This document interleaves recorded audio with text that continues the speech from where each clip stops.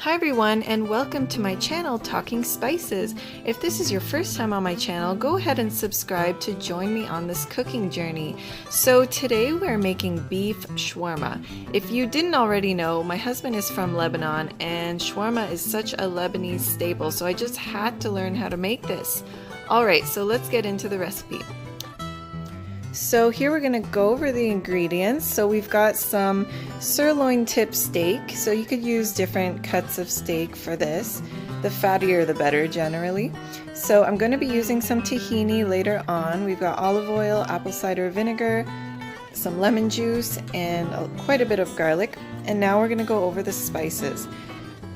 Okay, so I'm going to go over the names of the spices and then I'll give you the measurements in the description below. So we've got cloves, salt, cumin, caraway, cinnamon, black pepper, ginger, thyme, nutmeg, cardamom, and that's it. So those are all the spices that we're going to be using.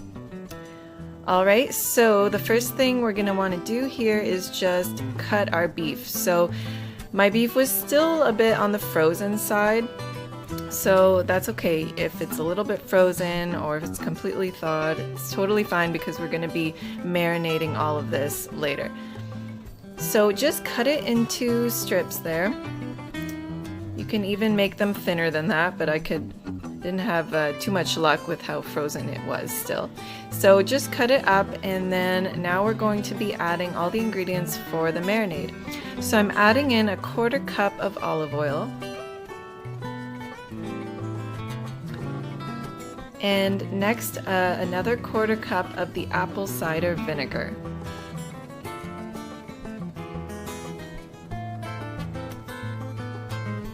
Okay, so next we're going to be adding in some of the lemon juice. And of course you could use real lemon. Sometimes I have lemon in the fridge, sometimes I don't. So we're gonna that's 1/2 cup. So that was 2 1/4 cups, which makes 1/2 cup. And then we're gonna be adding in the garlic. So all of these garlics were peeled and we're just crushing them. So that was about 6 cloves of garlic. Garlic is something that you can always add more if you want. It's up to you how garlicky you want it to be, but this is about 6 or 7 cloves of garlic.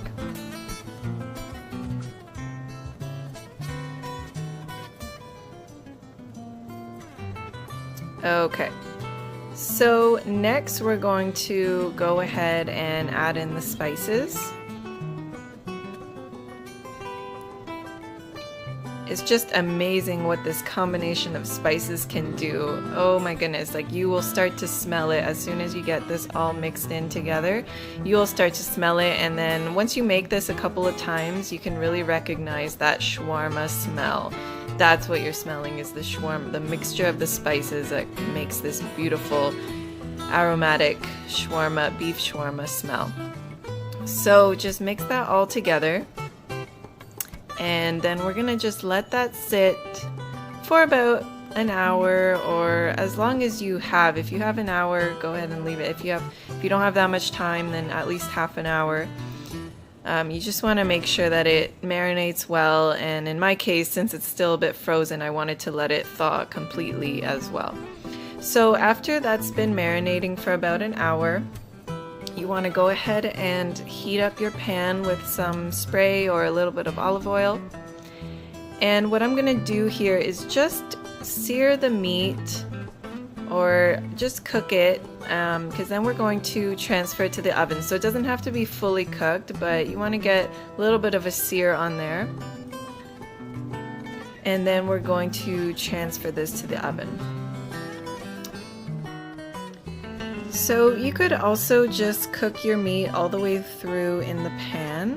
That's one way of doing it. I like to use the oven as well, just to give it a bit of a crispier texture, and just let it cook a little longer. So sometimes it helps to tenderize the meat a bit more. So I'm just gonna place all this meat on my baking tray, and I like this tray because the juices and the grease just goes to the bottom, and that way you can cook the meat and give it that kind of crispy texture. So what I'm going to be doing now, so I'm just going to finish cooking the rest of the meat in this pan. Since you don't want to overcrowd the pan, you want to just kind of give the meat enough space to cook evenly. So after I finish searing that, I'm just going to transfer all of that meat onto my pan here. And then what I'm going to do is just cover the pan with some aluminum foil. And then we're going to bake it at 400 for about 15 to 20 minutes. So this is just to ensure that it's cooked well all the way through, and then it's going to help it to tenderize a little bit more. So I'm just adding in that extra liquid marinade because I want to cook that a little bit, and then I'm going to add it to the meat just to give it an extra boost of flavor. So you don't want to lose any of that. It's so rich with flavor. So I'm just pouring that over top. And then we're going to go ahead and cover it.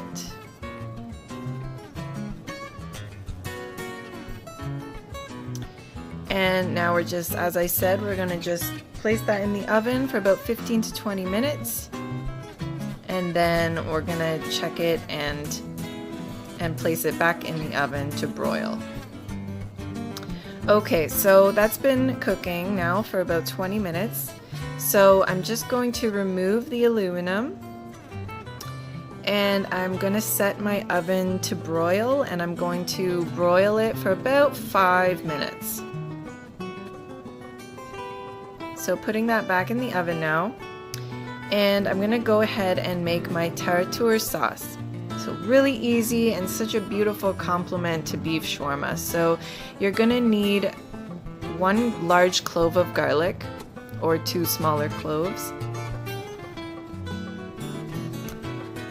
And then we're going to add a little bit of tahini. So I've used a 1/4 cup of tahini. So this is sesame oil basically, and this is the main component of Taratur sauce.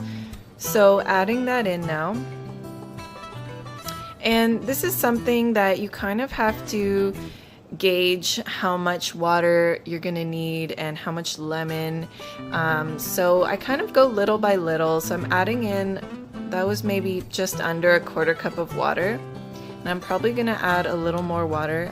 I just have to add little by little to see how much I need for the amount of tahini that we used. So we're going to mix that up, and you'll see that it becomes this sort of paste. So we wanted to get it to a creamy consistency. So that's the goal. So we're adding in the lemon juice now, and that's a 1/4 cup of lemon, or just under a 1/4 cup.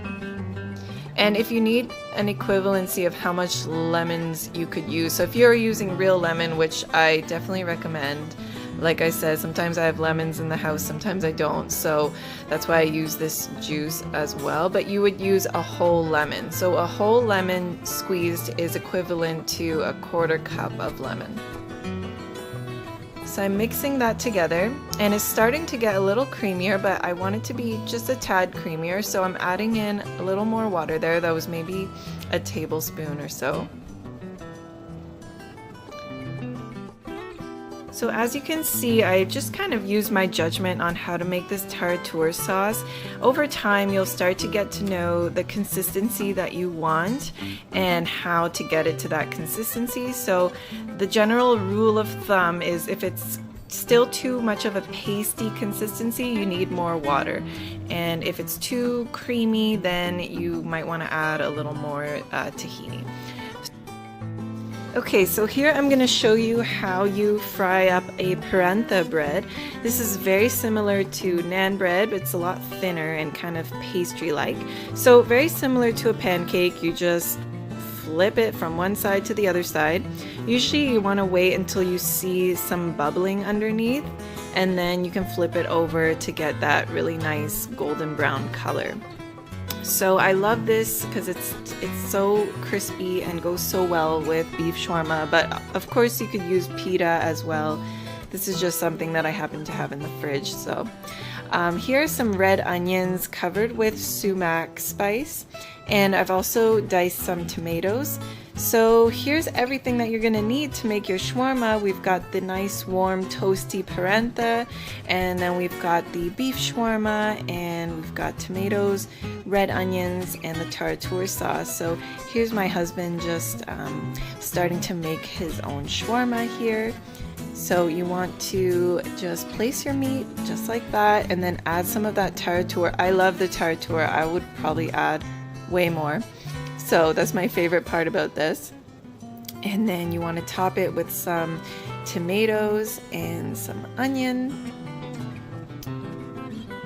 And that's pretty much it. You can, of course, if you had other veggies that you wanted to add, maybe some pickles. That's something that we missed here. We didn't have any pickles, but you could add that. You could add maybe some lettuce or whatever else you like in your shawarma. Some garlic sauce maybe too. And there you go, look at that. It's a perfect dinner. It's so easy and so tasty, and you can have lots of leftovers for the next day. And so I hope you really enjoyed this video. I had so much fun cooking this and eating this, of course. So if you like this recipe, give it a thumbs up and let me know what you think. Enjoy!